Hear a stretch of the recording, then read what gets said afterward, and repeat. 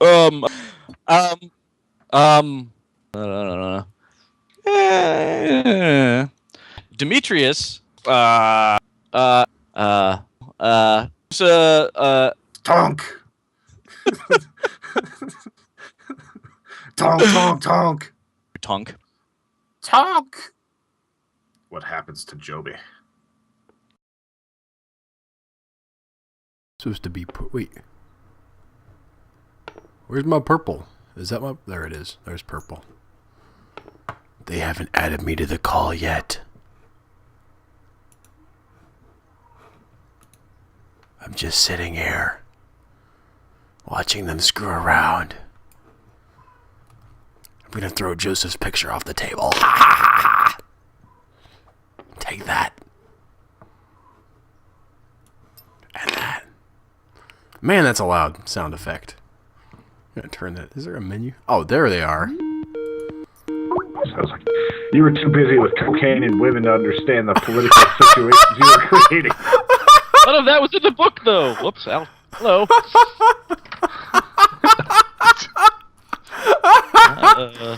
It's a shame that wasn't being recorded. What, you have no idea.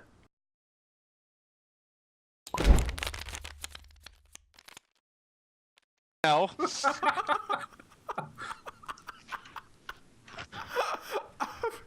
Okay. Do you have, like, what are we doing? Well, Tony, stop moving things.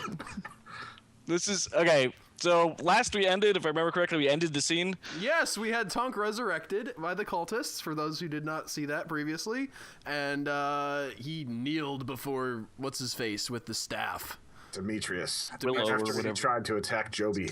Yes, and Demetrius has a high, screechy voice. We've been playing a little fast and loose with some things. I'm fine with that. They usually Okay, I gotta correct you. We have not been playing fast with anything. correct, but some of the things we've been sort of brushing over already. They actually say that happens very often. Rules start to get relaxed pretty quickly. We've relaxed the exact rules they use as examples. But if someone wants to challenge someone, I am going to back up and say, okay, here's how the rule actually goes, and take it from there. Just, if you do want to stand your ground, you may have some more leverage than you expect. So feel free to ask about that. Okay. I think the only thing that's loose is your icon after Tonk. You also have photos on the internet, Tony. I could make a little picture for you. Yeah, but then I would just have people worshiping me, as they're wont to do. 2, 3. I did want to show you a little thing that we haven't addressed yet. Well, first off, is Tunk. Oh, it's Tunk. We don't know what kind of dinosaur he is, do we? We do not. I kind of am going off the color, as you mentioned last time, that we have color to Joseph, that he's kind of a T-Rex looking thing. Yeah, but no one's paid for that. I realize that. I'm not paying for it either. I'm just going to let it continue to be assumed for now. Okay. If someone else wants to turn him into a brachiosaur, or like, and this came up in this conversation later when I was talking to my friends about this. He could be like this tiny thing. That's what I'm about to do. This is a little, stop! Like, get the mic points down. He's a little chicken dinosaur. So here's something you're allowed to do. I'm going to say gigantic and pay a coin for that. But I'm going to add 2 more coins. So it's actually gigantic times 3. All right, so go over it and press plus 3 times. What? No, You can make him bigger. No, He's no, already no. big. Huge. You said humongous. You We spent can't 3 change coins him on it. because we haven't been granted server privileges. I just wanted. Oh yeah, it's true. You can't. Technically, I don't know if you can even do that while he's off stage at the moment between scenes. But I wanted to show you that dynamic. You can do that. Keep in mind though, like if you made someone like a, bar fighter times 3 or like a street fighter times 3, thinking that it might be a real badass, you've made that element really powerful, but you haven't dictated like if they're a coward or not, or so generally speaking, you doing the multiplier. It's fun. It's obviously there to use, but making more dynamic traits might serve you better in the long run to guide the story. All right. These cultists need some. Like, there needs to be someone who's of color and a woman, so it's going to be Maria, and she is Spanish. Dang it. I was gonna pay for cultist number 3 not to have a name. Oh, okay.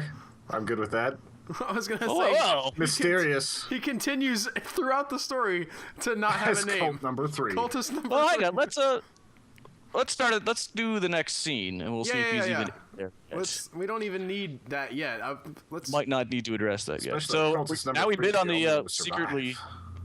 What? Said, wouldn't it be great if cultist number 3 was the only one to survive? That'd be weird, but it'd be like some weird esoteric. I don't even know whose movie. Makes a movie where the extra is the only one who survives. Probably Tom Rousseau. Cabin in the Woods, kinda. Kind of, yeah. Except you were with him at least the whole time. He had a name and was fairly fleshed out. Yeah, he yeah. wasn't. Oh, right, so- Alien. Alien has. Yeah, because That's Ripley pretty was Ripley was just like a side nobody through the character. beginning. Yeah, She was the one that's like, she should be the one that's killed because she's kind of a bitch. You're But she welcome, was Danny right, Brophy. damn I it. brought up Alien. She's also right about the alien coming in. We shouldn't let him in. Immediately dead. All right, so are we done bidding? All right. I've bid my coin. Secretly taking out coins to bid on who gets to frame the next scene. Tony is playing with Tonk, so I'm not sure I'm what not he's playing doing. with anything. I'm not clicked. All right, bring out your coins. Bring out your coins. So we're bidding to see who did it or who gets it. No. Who gets Yes. to frame the next scene? Pick up all of my coins. Hand. There it goes. All right, that's Al's. Frame now this- I feel like I spent too much. Well, you get to use those in the framing. Oh, okay.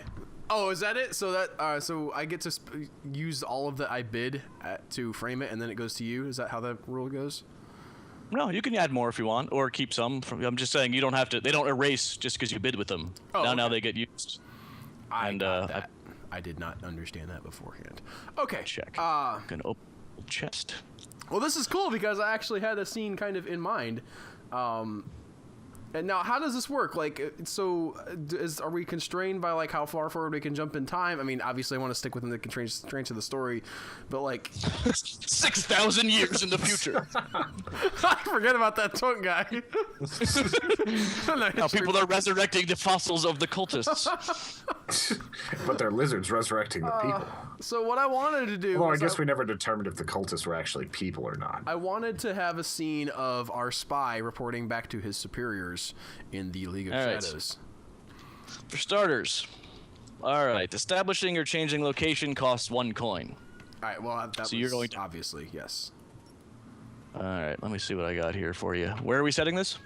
Okay, so the League of Shadows is kind of a low rent operation, and so they have a location in a strip mall right next to the Radio Shack. That's their store. They also sell like used furniture. on the Or like, side. The League of Shadows owns like Amish Barrels Unlimited. All right, I'm gonna pay for that for them selling used furniture.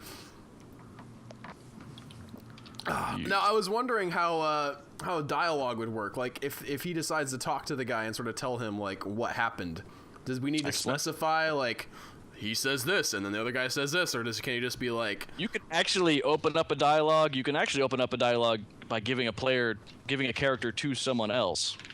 Let's hold off on that. Can definitely help you there. First off, okay, setting. You're asking about time. This costs nothing if it follows immediately after the previous scene. does this One count as coin that? to- I mean, it's sometime beyond that. Yeah, if you don't really know where it is. I mean, it's not more than like a day or two. He spied on him and then he went, to tell his boss what happened. I'm fine with that being just whatever. No cost. Okay. You got to introduce who's here. All right, so there's a boss character. I will pay a coin for him to be a character, I guess. Wilbur was the spy, correct? Yes, Wilbur was the spy. All right. I will drag him over. Got to pay for Wilbur to be there. Oh, okay. I'm sorry. I thought Everything that was you're part of setting a whole new the scene. No, yeah. Okay, so I have, let's see, Wilbur, boss, setting. What was the other thing I paid for? Nothing I thought I paid for the specific. Oh, that would be using the they sell used furniture. Yes. Okay. I want to say that the boss is a big fat dude with horn rim glasses. Take a coin. There we go. Sorry, my bag was not cooperating. He's a big fat dude with horn-rimmed glasses. Yeah. And he runs the League of Shadows. He doesn't run it, okay? Hey, you don't know if he used to be sumo. He might be good at hand-to-hand combat. He might be sly, fit into places. He's Wilbur's boss, okay? That's all we know. We know that Wilbur is a spy for this guy. He probably writes the paychecks, but he may be middle management. I'm not going that far. Somebody else can fill in that detail if they want.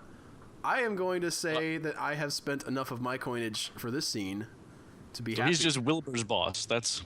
Yes, as the League of Shadows. Like, he's somewhere in the league. He may be the boss of the League of Shadows. Maybe he's the top brass.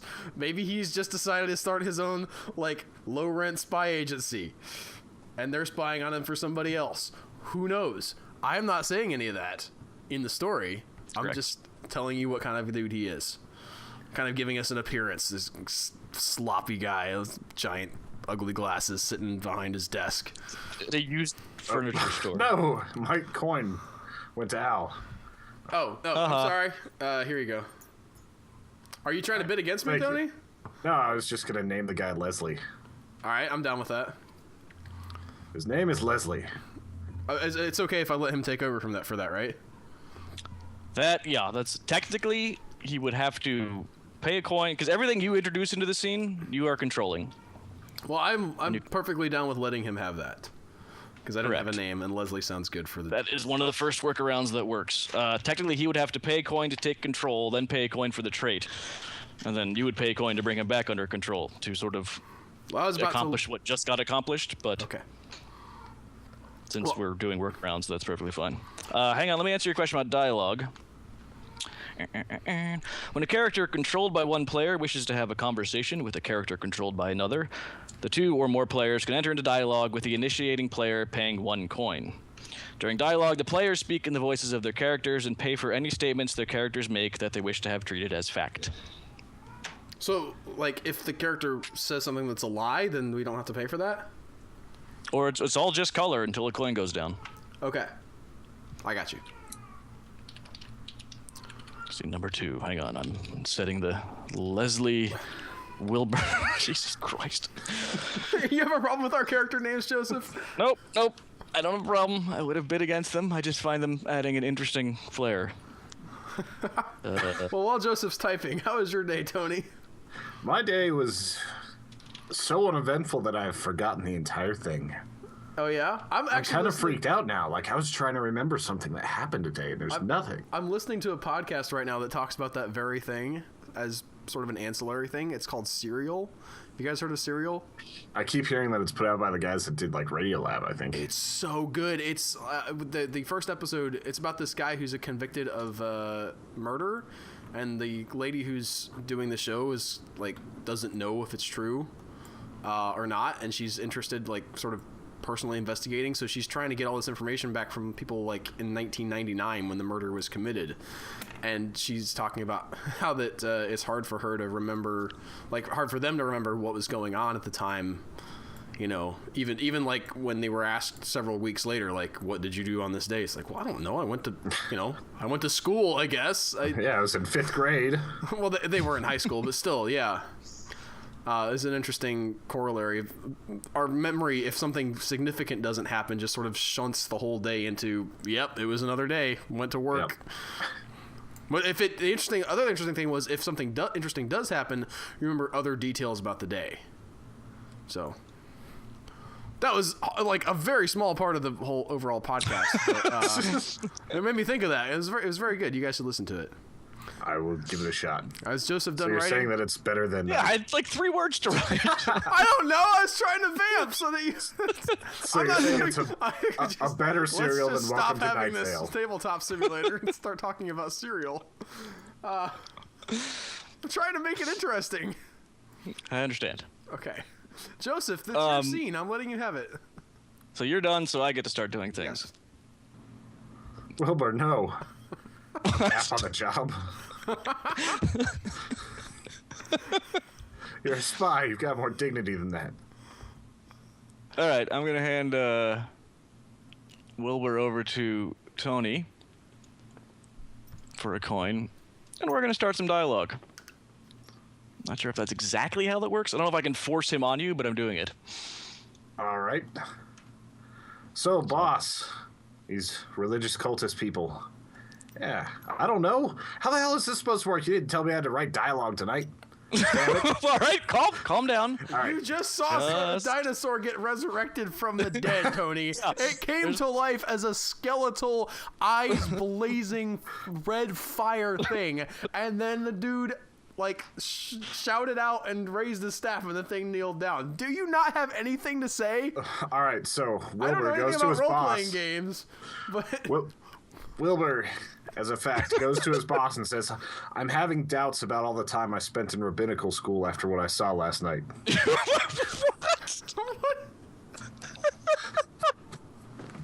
Are you paying to make? Yes, I'm paying for him to be in school to be a rabbi.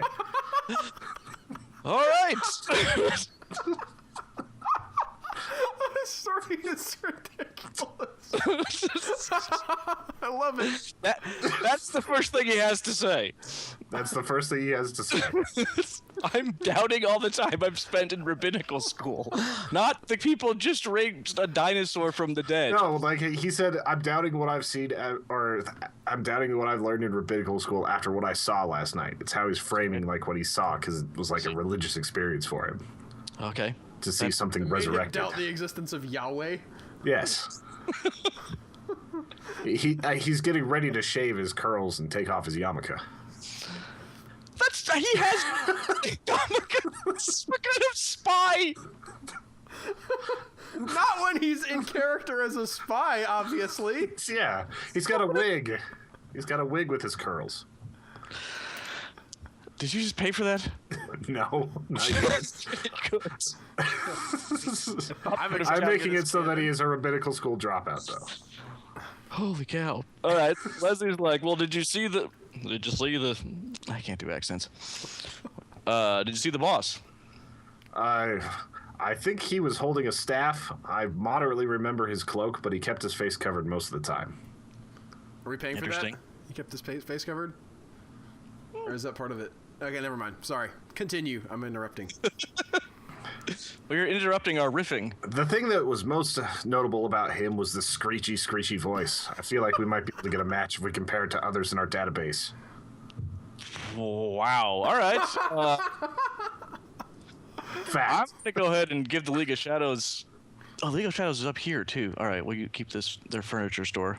Yeah, that's a location, not necessarily the organization. The See, that makes the high screechy voice worthwhile. Did you pay for that? He paid for it. The screechy voice, he paid for that. Yes. Already, yes. He doesn't. What's the second call? I paid for that they can try to figure out who he is through their database and the recording. The To figure out who Demetrius really is. They don't know who he is? Interesting. All right.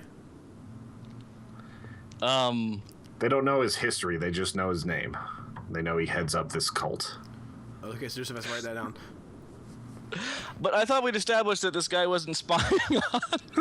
No. We changed that. I thought better. Remember, I was going to go in that direction. That wandered into the museum one night. I was going to go in that direction, then I decided, nah. Okay, so That's too never mind. random. Apparently, I was wrong. It was not random enough.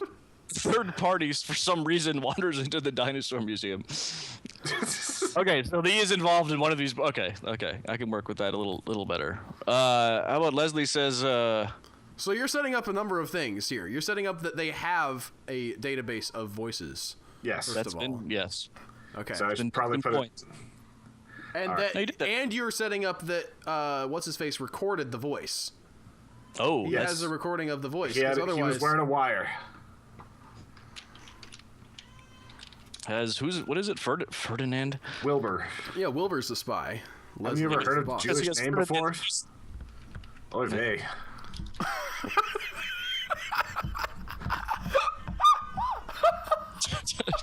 You're killing Al, literally.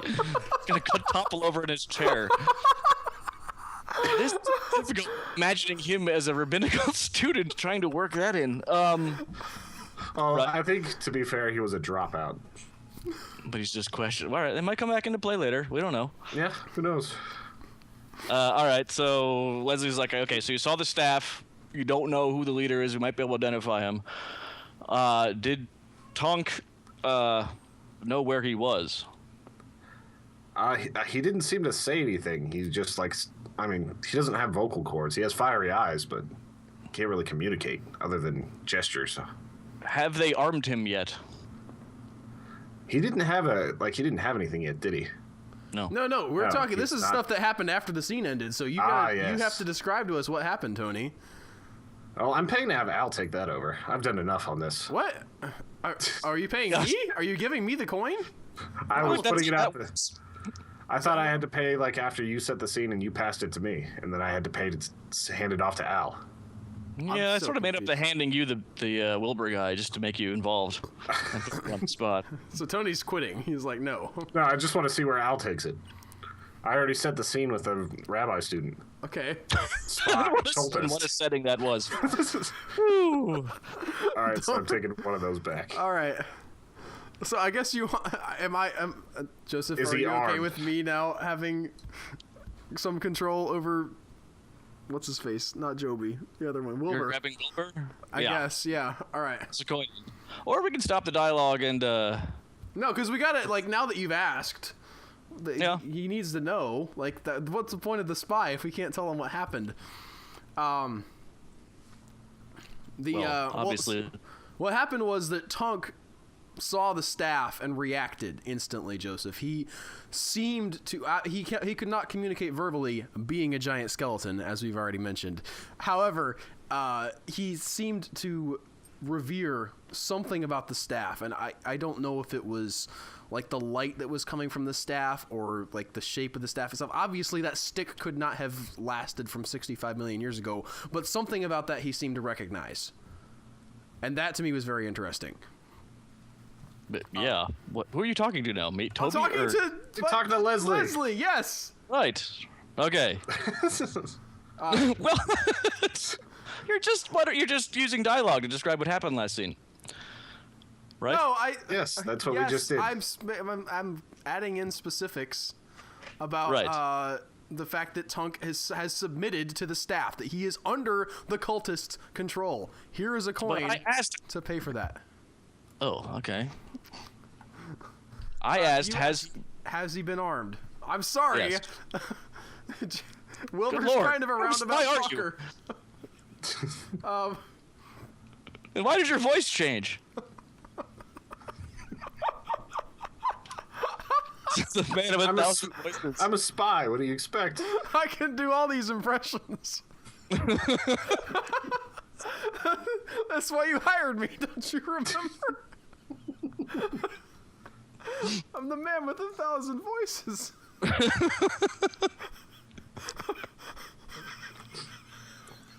I'm paying for that. Oh, really? That is now fact. He was hired for his ability to have multiple voices, Okay. I didn't which see he them developed in arm rabbinical him. school. But they took him away from us to their, into the temple, the cultist temple, which I am not high enough in the cult to go into yet. Roger that. I will makes a lot of give a coin for that. So he is still very possibly a threat, and it very easily could be armed.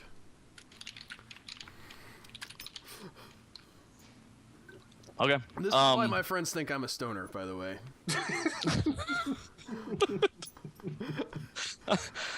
I'm gonna end the dialogue, I believe. All right, I'm done with that. Solid dialogue. Somebody write that down word for word. Yeah. You panicking for like 3 minutes and then coming up with just outlandish crap that really had nothing to do with dialogue? Yeah. Write that down. Wow. I guess I should pay a coin to say that he's not high enough up in the cult. I did that already. I thought that was that you last did that. coin. No, that was for them taking Tunk away into the temple. Oh, okay. And then You accidentally named Tonk Wilbur. Son of a... I'll fix it. Not this again. I'll fix it. Tonk. Yeah, but everything about him is... Look at his traits. He's a rabbi in training. They have a Ferdinand's Bowie recorded.